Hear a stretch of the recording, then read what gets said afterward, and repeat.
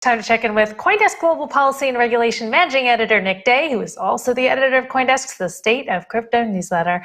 Hello there, Nick. So the Fed is having a meeting, and a statement is due out at 2 p.m. What are people watching for as this announcement comes out?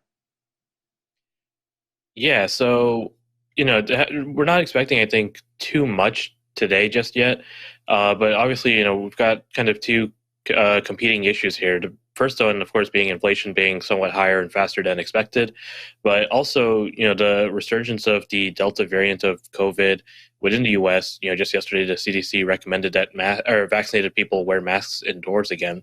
Might prolong the crisis that the Fed's been watching for. So that's really the balance that we're looking at, and it's unclear so far, just where exactly the Fed's going to land, whether they're going to, start tapering off some of the relief programs they've instituted, or if they're going to try and maintain this and continue, their statement and their view that the inflation that we were seeing is, temporary.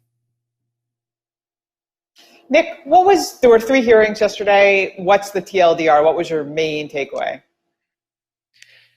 Yeah, so I think if I had to pick a high-level takeaway for all 3, it's that, lawmakers are definitely, they've been paying attention for a while, but we're now seeing, in concrete way that lawmakers are paying really close attention to this. They have concerns about how crypto is being used in, illicit activities such as ransomware, money laundering. We're seeing concerns about the impact on the, economy and the financial system. We're seeing concerns about consumer protection. But a lot of these hearings in the past where you might have, witnesses who are a little bit adjacent to the industry, we're now seeing a lot more witnesses who are directly from the crypto industry. So, they're asking questions to experts who are very familiar with the crypto and blockchain industries, which I think that's overall a good sign. Understanding is kind of the key to all this. And, Congress, the lawmakers might have views about crypto that they're trying to either, refute or verify, but they're at least asking a lot of the right people, these questions rather than, reaching out to folks who, don't spend a lot of time within the crypto industry. Hey, Nick, are we seeing a breakdown according to partisan lines when it comes to how the questioning is going in all these hearings? Are we starting to see some sort of partisan divide in crypto as well? Not really. You can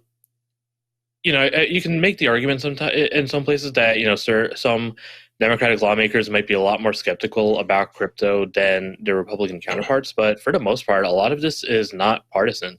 You have lawmakers on both sides of the aisle who are, either pro-crypto or at least, interested in where it could lead. A lot of the divide may be more, I want to phrase this carefully, but age, basically. A lot of younger lawmakers are more, pro-crypto or at least more, neutral on crypto, whereas some of the more aged lawmakers might be a little bit more skeptical. But yesterday we did see bipartisan concern. Would be concern. happy to hear he's young. Look, exception proves the rule. These are generalizations. I'm not saying every lawmaker fits into one of these buckets, but that's kind of where a lot of the divide has been. It's just it's not necessarily a partisan issue. Yesterday we saw lawmakers on both sides of the aisle, in the ransomware hearing, for example, complaining that crypto is being used to fund ransomware attacks. So that it's not an either or issue.